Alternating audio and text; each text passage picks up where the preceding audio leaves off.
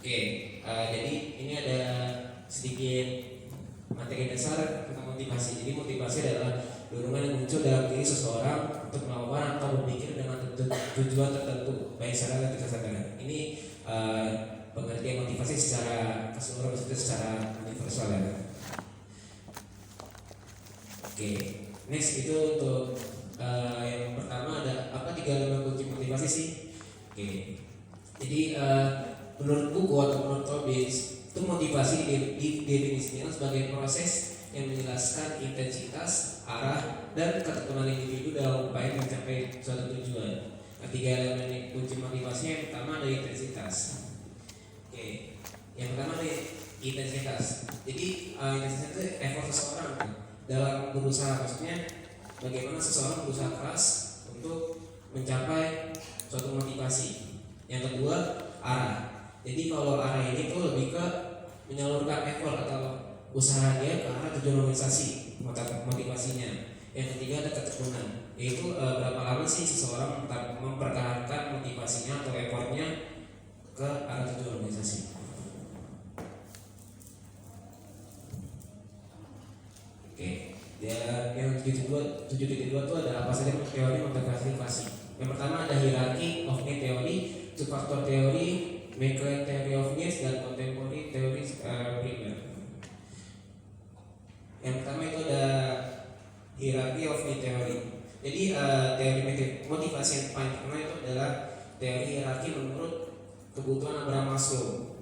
Jadi menurut dia tuh sistem manusia itu hierarkinya itu berdasarkan 5 kebutuhan yang harus dimotivasi untuk pemenuhan manusia. Yang pertama ada physiological, yaitu lapar, haus, dan lain-lain. Yang kedua ada safety, jadi kebutuhan akan keamanan dan perlindungan.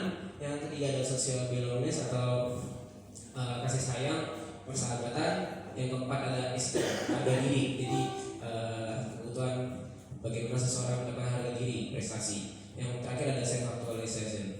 Terus teori kedua ada teori 2 faktor. Jadi teori ini itu meyakini hubungan individu dengan pekerjaan adalah hal dasar, dan sikap terhadap pekerjaan itu dapat menentukan keberhasilan atau kegagalan teori 2 faktor terkait dengan kepuasan kerja. Nah, motivasi teori itu berkaitan dengan faktor instruksi dan ekstrinsi. Nah, berdasarkan teori 2 faktor, faktor-faktor yang menyebabkan kepuasan kerja terpisah dan berbeda dari faktor-faktor yang menyebabkan kepuasan kerja. Yang ketiga itu ada teori McLaren. Betul. Teori kebutuhan McLaren itu tidak seperti teori hierarki Maslow.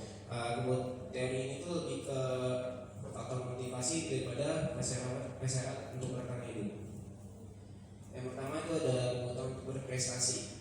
Jadi menurut ini itu kebutuhannya itu lebih ke prestasi seseorang untuk melakukan sesuatu, mencapai sesuatu. Yang kedua ada kebutuhan kekuasaan, jadi motivasi untuk seseorang mendapatkan kekuasaan. Dan ketiga kebutuhan akan afiliasi.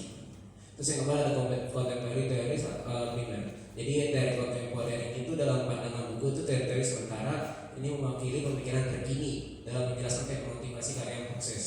Kategori ini itu berkaitan dengan motif fundamental dan perbedaan individu dalam motivasi, menyatakan hal yang umum bagi semua orang. Kategori ini itu mencakup teori penentuan nasib sendiri, teori fokus peraturan, teori keterlibatan kerja.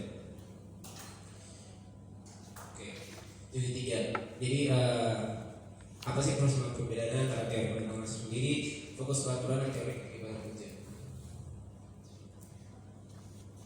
Oke, yang pertama adalah self determination theory atau teori mengenai sendiri itu mengusulkan bahwa kesejahteraan kinerja karyawan dipengaruhi motivasi mereka sendiri untuk aktivitas kerja tertentu.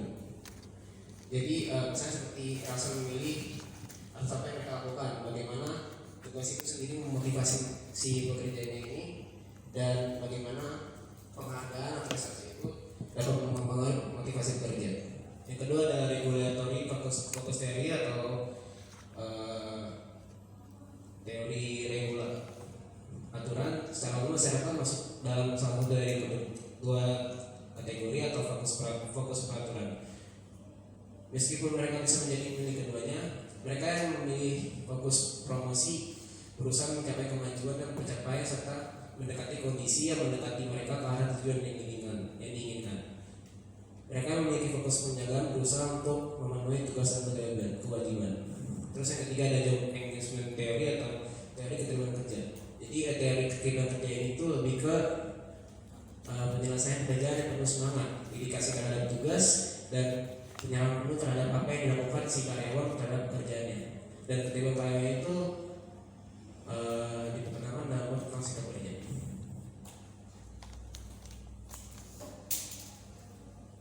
Next, prinsip dasar teori penguatan dan teori pembelajaran sosial.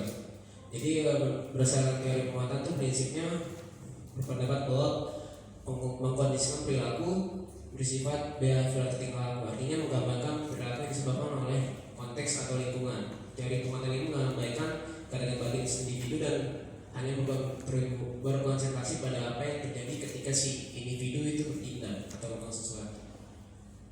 Yang kedua ada teori pembelajaran sosial. Teori pembelajaran sosial seperti teori penguatan, tapi fungsi dari konsekuensinya itu menjelaskan efek observasi dan persepsi dan motivasi. Orang merespon cara mereka memandang dan mendefinisikan konsekuensi, bukan pada konsekuensi objektif itu sendiri. Individu dapat belajar dengan cara yang diberitahu atau dengan mengamati apa yang terjadi pada orang lain maupun pengalaman langsung.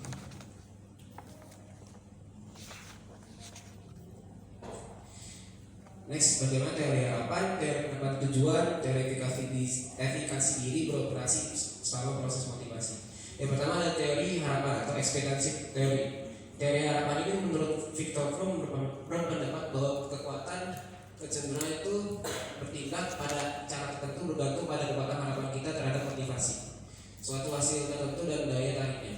Dan praktiknya karyawan akan termotivasi untuk mengarahkan upaya tingkat tinggi mereka bahwa hal tersebut akan menghasilkan penilaian kinerja yang baik. Nah, penilaian baik ini akan menghasilkan imbalan organisasi seperti kenaikan gaji dan imbalan direksi. Imbalannya akan memuaskan tujuan pribadi mereka. Nah, teori ini itu fokus pada 3 hubungan menurut Viktor Fromm, yaitu ada ekspektasi, instrumentality, dan balance. Jadi kalau ekspektasi itu sejauh mana si individu atau karyawan itu percaya bahwa effort dia atau motivasi dia itu akan menghasilkan kinerja. Yang kedua ada instrumentalitas. Nah, itu kalau menurut instrumentalitas itu individu percaya bahwa kinerja pada tingkat-tingkat tertentu akan mencapai hasil yang diinginkan. Yang ketiga ada balance, itu si individu percaya bahwa dia dapat memuaskan tujuan atau kebutuhan pribadinya dan daya tarik timbal manusia. Yang kedua ada teori efikasi diri.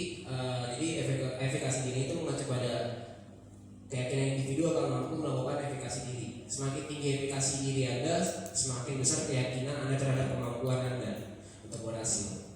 Misalnya jika Anda memiliki keterampilan baik kerja atau Anda memiliki keterampilan yang bagus untuk membangun karir yang bermanfaat, nah Anda mungkin merasa lebih mampu atau lebih baik untuk berhasil dalam mencari kerja dan lebih termotivasi untuk melamar pekerjaan setelah lulus.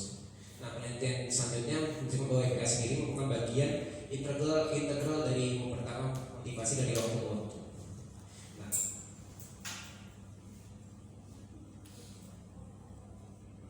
yang ketiga ada teori penerapan tujuan. Nah, jadi pada teori ini tuh yang dikemukakan oleh Edwin Locke dan Gary Latham mengungkapkan pengaruh tujuan mengasahkan terhadap kinerja. Nah, teori ini tuh bekerja mencapai suatu tujuan yang dianggap sebagai sumber utama untuk motivasi bekerja. Bagaimana tujuan perusahaannya, tujuan ini tuh mempengaruhi kinerja dari si karyawannya. Nah, maksud teori itu sama dikadang mempunyai 4 hal. Yang pertama ada menganggap perhatian dari si karyawan untuk tujuan, memobilisasi upaya tujuannya, mendorong ketekunan karyawan untuk mencapai tujuan dan memfasilitasi pengembangan strategi untuk meningkatkan dan mencapai tujuan. Nah, jika karyawan dapat berpartisipasi dalam menetapkan tujuan mereka sendiri, maka mereka akan berusaha lebih keras dan berdasarkan penelitian tampaknya kinerja mereka tidak lebih baik. Namun dalam penelitian tujuan yang ditentukan sendiri menghasilkan kinerja yang lebih unggul.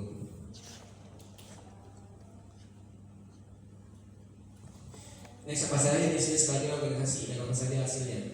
Yang pertama ada distributive justice. Keadilan distributif ini itu berkaitan dengan keadilan hasil seperti gaji dan pengakuan yang diterima karyawan. Yang kedua ada procedural justice.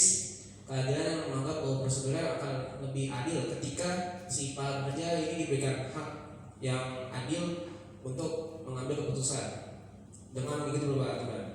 Yang ketiga ada interactional justice. Selain hasil dari prosedur, penelitian ini tuh menunjukkan bahwa karya peduli terhadap studi keadilan yang berkaitan dengan cara mereka diperlakukan dan berinteraksi dengan pekerja lain atau dengan manajernya.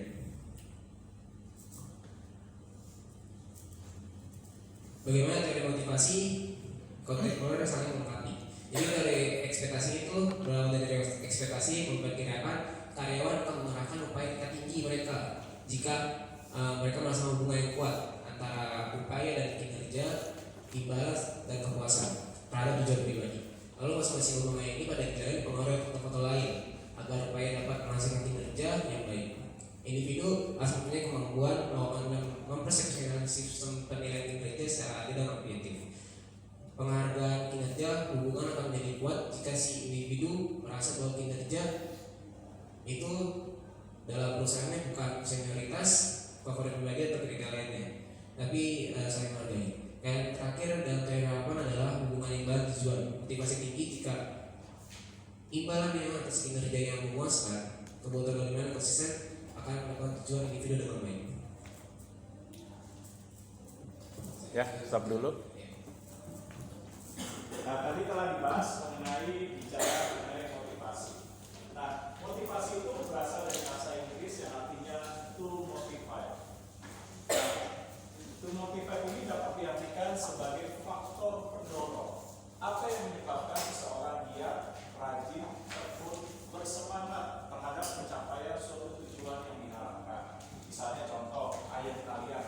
Kenapa ayah kalian semangat untuk bekerja dalam mencari nafkah? Pagi-pagi jam 5, jam 6 sudah bangun, lalu pergi ke kantor, ataupun ada yang orang tua kalian di sini mungkin berusaha jam 6 pagi sudah berberes, toko-tokonya semua dirapikan segala macam untuk memenuhi kebutuhan. Nah, pasti ada faktor pendorong. Apa yang menyebabkan seseorang mau bekerja keras untuk mencapai suatu hasil yang diharapkan? Nah, begitu juga sama seperti kalian sebagai mahasiswa datang ke sekolah, ke kampus dengan tekun, dengan rajin, lalu berusaha untuk tidak terlambat, setiap tugas dikerjakan dengan baik dan lain sebagainya.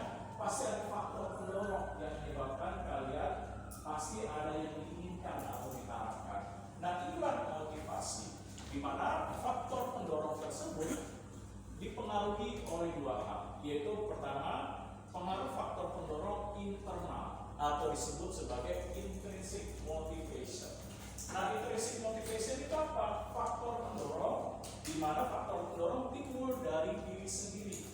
Dia sudah paham, mengerti apa yang menyebabkan saya mau bekerja keras, giat, tekun, rajin, sama seperti kalian di dalam belajar sebagai mahasiswa. Kalian sudah tahu di dalam diri kalian apa yang menyebabkan saya harus kuliah dengan rajin, dengan tekun, datang tepat waktu, lalu memenuhi berbagai ketentuan-ketentuan dalam perkuliahan seperti tugas, absen, dan lain sebagainya. Nah, inilah faktor internal, di mana faktor internal itu ada yang pertama terbentuk berdasarkan nilai tujuan. Artinya apa? Seseorang sudah mengerti, paham dengan baik. Kalau orang bekerja dengan tekun, dengan rajin dan giat, apa tujuan, apa yang diharapkan, dan dia sudah tahu bagaimana proses yang dilakukan. Sama seperti kalian di kuliah. Nah, untuk bisa mendapatkan nilai terbaik, berarti prosesnya bagaimana, apa yang kalian harus lakukan, dan apa tujuan kalian untuk kuliah. Nah, ini dia motivasi yang bersifat internal atau intrinsik.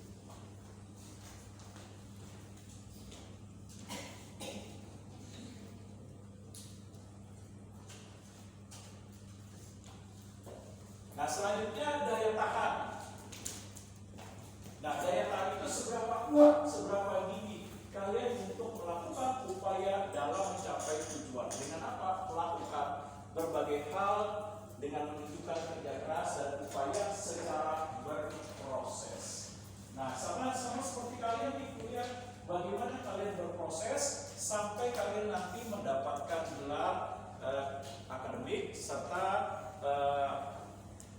meneruskan keseluruhan mata kuliah dan juga skripsi dan sidang. Nah, pasti ada daya tahan. Daya tahan ini adalah seberapa besar nilai juang. Nah, seperti contoh dalam suatu mata kuliah, ketika diomelin atau dimarahi oleh dosen dikarenakan oleh misalnya beberapa hal ketidakdisiplinan, bagaimana daya tahan kalian?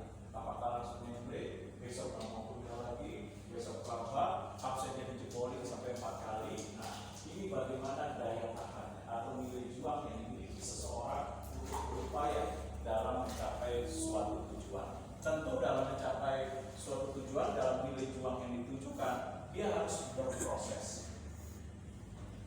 Nah, berproses ini artinya tidak bicara 1 atau 2 hari, tetapi bagaimana akumulatif yang dilakukan secara terus-menerus sampai hasil tersebut didapatkan.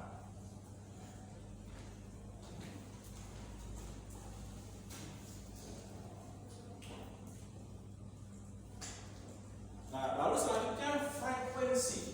Frekuensi tersebut artinya seberapa sering orang tersebut berupaya. Seperti misalnya Zafar, seberapa kuat dia berupaya untuk belajar dengan tekun, rajin, giat terhadap mata kuliah akuntansi biaya demi mendapatkan nilai A atau B. Seberapa tekun dia terus berupaya. Misalnya ketika dikasih soal-soal yang sulit oleh dosennya, apakah dia tekun terus berupaya untuk mengerjakan soal tersebut, ataukah soal tersebut hanya dilihat sebentar, misalnya soal apaan sih?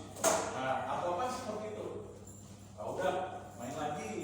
Nah, ataukah dia terus berupaya sampai dia bisa pecahkan soal tersebut dengan baik? Frekuensinya, seberapa sering orang tersebut berupaya secara terus-menerus, tidak kenal menyerah, tidak mengenal putus asa, tidak mengenal untuk kecewa terhadap berbagai kendala, kesulitan ataupun rintangan yang dihadapi.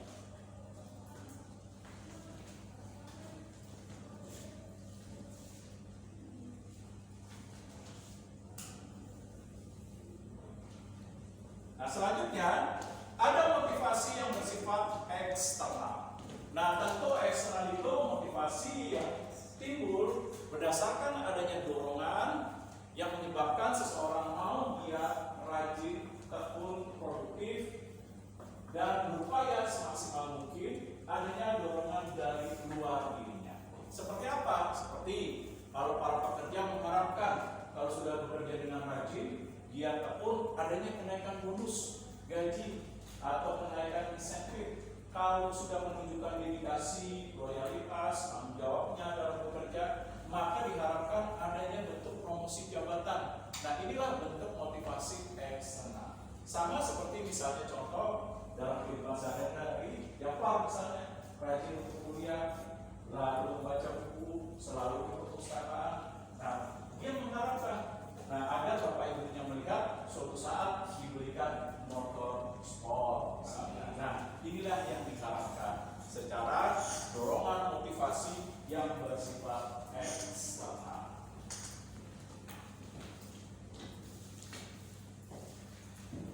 Nah, ada yang mau ditanyakan? Silakan, saya stop dulu. Nah, kalau tidak, untuk dapat memotivasi, ya, ada yang mau ditanyakan? Oh, tidak. Nah, untuk dapat memotivasi, maka motivasi yang diberikan oleh perusahaan melalui pimpinan dan manajer, maka pimpinan harus mengetahui dulu needs. Needs ini apa? Apa yang dibutuhkan oleh pekerja supaya pekerja itu giat, rajin, dan tekun. Misalnya bisa dengan kuesioner, sehingga saya bisa tahu apa yang dibutuhkan oleh pekerja. Apakah pekerja membutuhkan gaji, bonus, insentif, kenaikan jabatan, tunjangan sosial, ataukah tunjangan hari raya, dan lain sebagainya. Nah, dengan mengetahui kebutuhan, maka pimpinan dan manajer bisa merancang bentuk pemberian motivasi yang akan diberikan. Nah, dengan memperhatikan apa yang menjadi keinginan utama atau kebutuhan utama yang dapat meningkatkan nilai motivasi.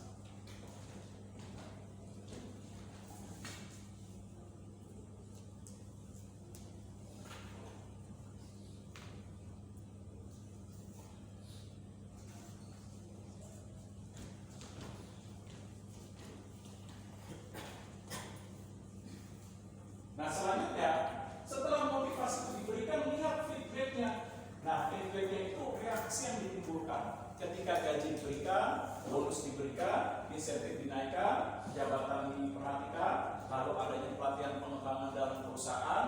Nah, kalau dalam kehidupan sehari-hari seperti kalian sebagai mahasiswa diperhatikan fasilitasnya, uang jajannya bagaimana, lalu apakah nantinya orang tua memberikan bonus dan reward. Nah, ketika itu semua diperhatikan, bagaimana? Apakah dapat tambah males sebenarnya? Apakah tambah tekun? Atau biasa-biasa saja?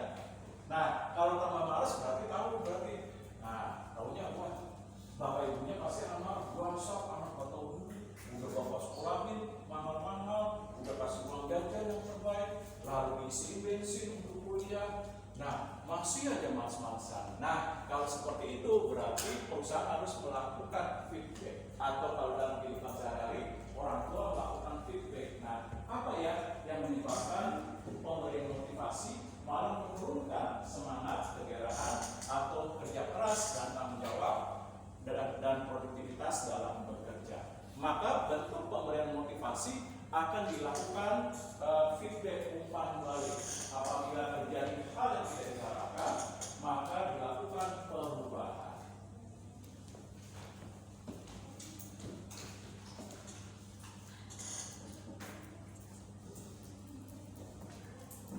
Nah, lalu dalam pemberian motivasi perlu dilihat juga behaviornya. Bagaimana sih perilakunya ketika saya naikkan gaji, misalnya?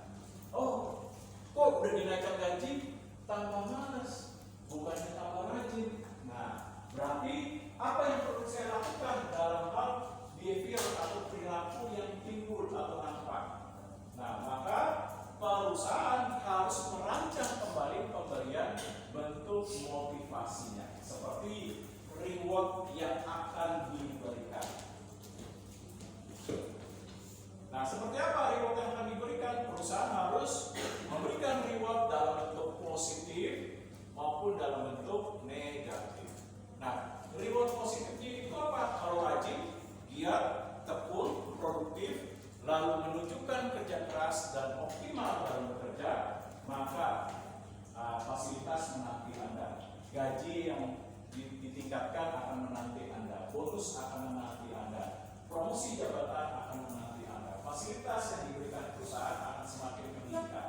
Nah, tapi sebaliknya, kalau bekerjanya malas-malasan, harus selalu diawasi, harus dimarahi oleh pimpinan atau manajer, lalu kalau perlu harus mengeluarkan surat peringatan terlebih dahulu, harus diberikan hukuman skorsing, penurunan jabatan, dan lain sebagainya. Nah, maka ini biasanya pemberian motivasi sifatnya negatif. Nah, seperti karyawan yang tidak mau tekun, rajin, giat dalam bekerja, maka diberikanlah bentuk motivasi yang negatif, seperti hukuman, peringatan, lalu penurunan jabatan, dan lain sebagainya.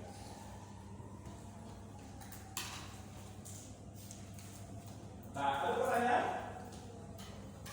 Kalau tidak ada, maka perusahaan dalam hal ini bisa menggunakan konsep motivasi secara intrinsik atau internal dan eksternal yang dirancang untuk pemberian atau peningkatan motivasi.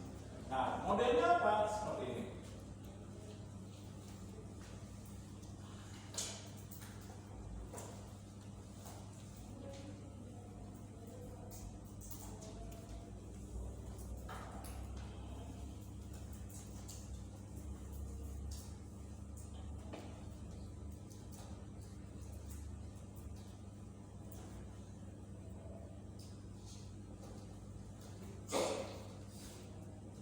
Contoh, bentuk pemberian motivasi secara eksternal bisa diterima atau dirancang oleh perusahaan melalui pimpinan dan manajer secara individu. Contoh, bagi tenaga penjual yang memiliki pencapaian target penjualan melebihi dari apa yang telah ditetapkan oleh perusahaan, perusahaan bisa memberikan kenaikan gaji atau komisi. Tentu saja komisinya berbeda-beda. Kalau targetnya melampaui dari ketentuan, maka komisinya akan semakin besar.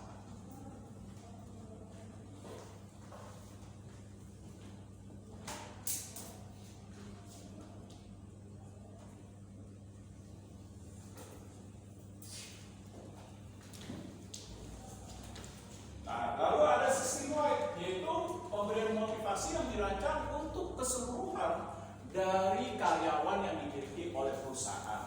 Mau karyawan tersebut rajin, tekun, giat ataupun tidak, itu tetap mendapatkan bentuk motivasi.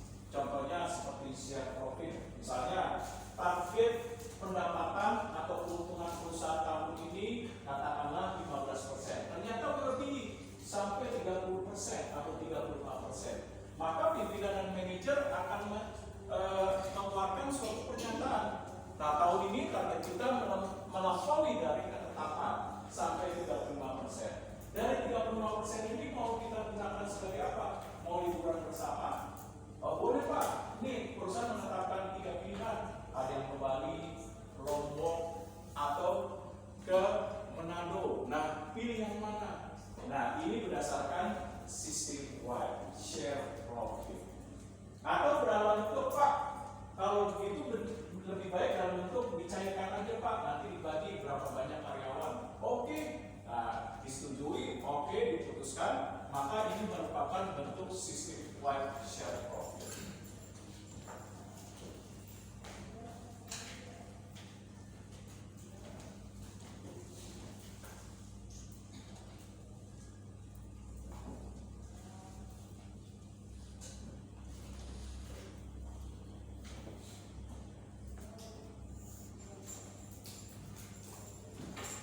Nah, selanjutnya, perusahaan bisa meningkatkan nilai pemberian motivasi secara internal atau intrinsik berupa kepuasan diri sendiri. Misalnya contoh, kalian bekerja dalam suatu perusahaan, ditempatkan bekerja sesuai dengan keinginan kalian dalam kemampuan, keterampilan, dan keahlian. Maka ada perasaan bangga atau kepuasan diri ketika bekerja menunjukkan prestasi kerja yang optimal. Sama seperti kalian kuliah. Kalau kalian kuliah oleh orang tua kalian diberikan kebebasan mau masuk jurusan apa, nah pasti ketika kalian akan kuliah tersebut dengan kesenangan sendiri. Kalau kesenangan sendiri apa? Ada kepuasan kalau belajar dengan tekun, giat, rajin, mencapai prestasi atau nilai akademik yang optimal. Tapi kalau kalian misalnya kuliah nih dipaksakan, kamu harus ambil ekonomi yang bisnis, nerusin usaha apa? Kalau enggak ada di sini siapa yang meneruskan perusahaan atau pabrik apa? Nah, lalu Jafar menolak. Pak, nggak mau saya bisnis Pak. Bisnis pusing, belajar matematik, statistik, akuntansi dan lain sebagainya. Bapak kan tahu dari SMA saya hobi main game Pak. Saya mau Pak masuk jurusan IT bagian animasi Pak. Nggak mau saya itu Pak, Bapak bisnis, belajar statistik segala macam Pak. Saya lebih suka programming. Nah, kalau dipaksakan secara intrinsik apa yang terjadi? Nah, pasti kepuasan diri sendiri akan mudah. Belajar pasti asal-asalan, tidak tekun, tidak rajin. Bodo amat mau IPK berapa juga orang saya dipaksa sama bapak saya, ayah saya suruh bisnis ekonomi. Nah, ini yang terjadi.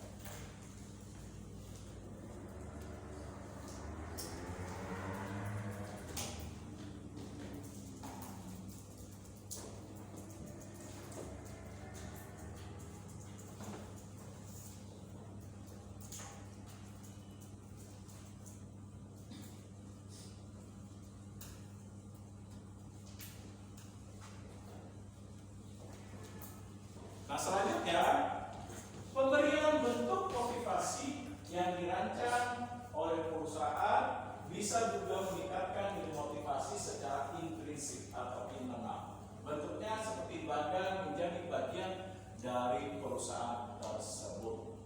Nah, contoh, ketika kalian diterima dalam perusahaan yang besar, katakanlah sudah lulus bekerja, katakan kalian diterima dalam perusahaan besar, entah itu Unilever atau Astra atau Mitsubishi atau perusahaan BUMN, pasti ada perasaan nilai bangga menjadi bagian dari perusahaan besar tersebut. Karena kenapa? Image, citra, dan nama baik perusahaan yang telah diciptakan.